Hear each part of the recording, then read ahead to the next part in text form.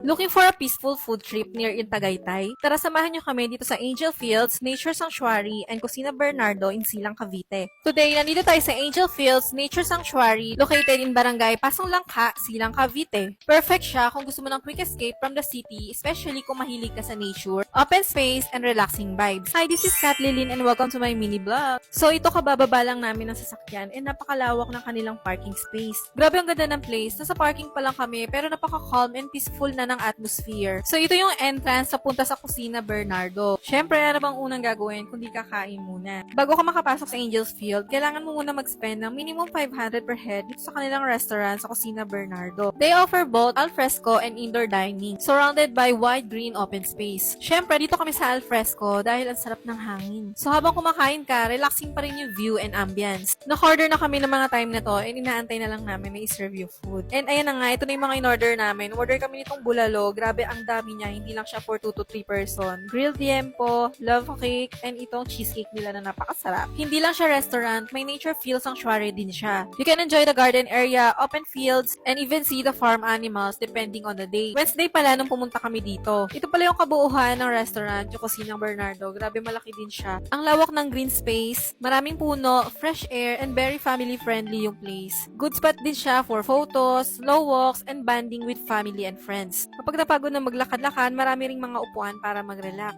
If may kasama kayong kids, sobrang mag-enjoy sila kasi hindi lang puro kain yung gagawin nila dito, may experience din. Grabe, tuntua sila nung makita nila itong mga duck dito sa farm. Aside sa duck, meron din mga chicken, ang kaso nakakulong sila ng mga time na to kasi medyo umulan. Pero dito sila mas nag-enjoy na makita nila itong mga tortoise na to. Natatakot pa nga sila nung una, pero nung katagalan din, ay nako, sobrang tuwang-tuwa nila. Kung gusto mo naman pakainin, pwede ka naman bumili, 10 pesos lang naman yung bayad. May iba pang animals, kagaya na lang ng bird, rabbit, tsaka sheep. Medyo hindi maganda yung panahon nung pumunta kami nito. Ayan na nga, nag-start ng umulan, kaya naman nag-decide na kaming umuwi. Hindi na namin nakita yung ibang animals, pero okay lang dahil bukod sa busog na, nag-enjoy pa rin naman yung mga kids. Ang ganda dito kasi you can eat, relax, take photos, walk around, and just enjoy the quiet nature setting. So if you are planning to visit, Angel Fields Nature Sanctuary is along Tagaytay, Santa Rosa Road, Purok 5, Barangay Pasong Langka, Silang, Cavite.